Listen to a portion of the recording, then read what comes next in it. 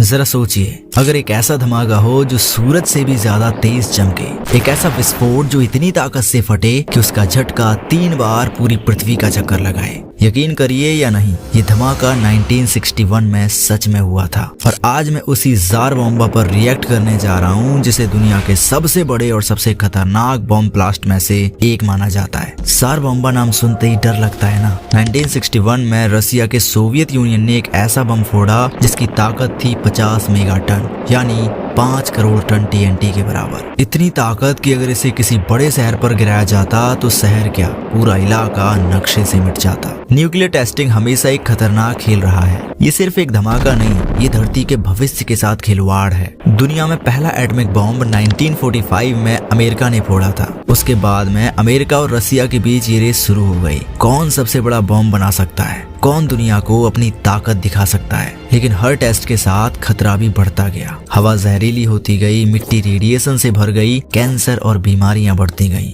और दुनिया परमाणु युद्ध के बहुत करीब पहुंच गई। 1961 में रूस ने अचानक अनाउंस किया कि वो दुनिया का सबसे बड़ा बॉम्ब टेस्ट करने जा रहा है। दुनिया में डर फैल गया क्योंकि साइंटिस्ट का कहना था कि इतना बड़ा धमाका वातावरण को भी नुकसान पहुंचा सकता है। यहाँ तक कि कुछ वैज्ञानिकों ने कहा अगर ये बम थोड़ा भी गलत तरीके से फट गया तो पूरी धरती के लिए विनाश का कारण बन सकता है। जार बॉम्बा को किंग ऑफ बॉम्ब्स भी कहा जाता है क्योंकि इसकी डिजाइन ही डराने वाली थी। जार बॉम्बा का वजन था 27 टन यानी 27,000 किलो। इसकी लंबाई थी 8 मीटर और चौड़ाई 2 मीटर। इसके असली डिजाइन की ताकत 100 मेगाटन की थी, जबकि जो ब्लास्ट किया गया था उसकी ताकत सिर्फ 50 मेगाटन थी। सिर्फ सुरक्षा के डर से इसे 50 मेगाटन पर सेट किया गया था। अगर हम जार बॉम्बा की तुलना हिरोशिमा पर गिराए गए लिटिल बॉय नाम के परमाणु बॉम्ब से करें तो आप हैरान हो जाओगे, क्योंकि हिरोशिमा का बम सिर्फ 15 किलोटन का था, जबकि जार बॉम्बा 50 मेगाटन यानी हिरोशिमा पर गिराए हुए परमाणु बॉम्ब की तुलना में 3300 गुना ज्यादा ताकतवर है। 3300 टाइम्स। हिरोशिमा का बॉम्ब एक पूरा शहर खत्म कर सका, लेकिन जार बॉम्बा अगर किसी शहर पर गिरता तो 50-60 किलोमीटर तक का इलाका गायब और लगभग 100 किलोमीटर तक जलकर खत्म हो जाता। हिरोशिमा की शॉकवेव कुछ किलोमीटर तक ही गई थी, जबकि जार बॉम्बा की शॉकवेव 3 बार पूरी धरती का चक्कर लगा आई।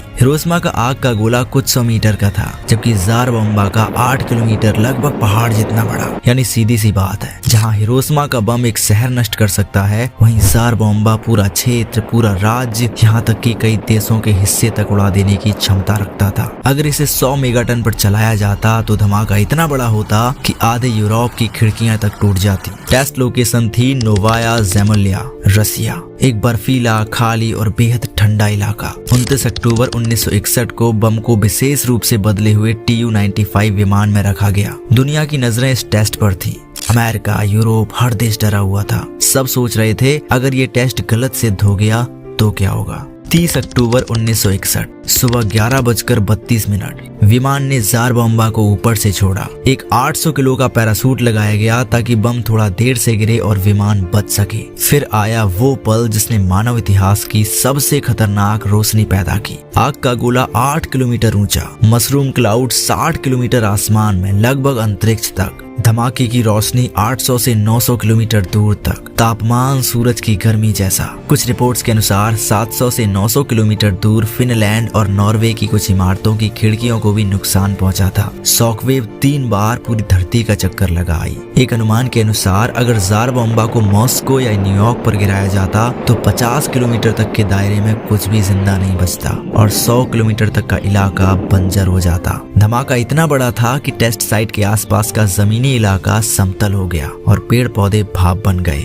जार बॉम्बा ने एक बात तो साफ कर दी, न्यूक्लियर हथियार सिर्फ ताकत नहीं है, ये पूरी इंसानियत का विनाश कर सकते हैं। इस एक धमाके के बाद कई देश डर गए और न्यूक्लियर हथियारों पर कंट्रोल की बातचीत शुरू हो गई। हम कह सकते हैं कि जार बॉम्बा ने दुनिया की न्यूक्लियर सोच हमेशा के लिए बदल दी। दोस्तों, अगर जार बॉम्बा जैसा बॉम्ब गलती से भी आज की दुनिया में इस्तेमाल हो जाए तो क्या होगा, आप बखूबी जानते हैं। इस बॉम्ब को लेके आपके क्या थॉट्स हैं, आप क्या सोचते हैं, कमेंट में अपनी राय जरूर बताइएगा। ऐसे ही एजुकेशनल और अमेजिंग वीडियोस के लिए इस चैनल को सब्सक्राइब कीजिए। मिलते हैं अगले वीडियो में। Thanks for watching this video.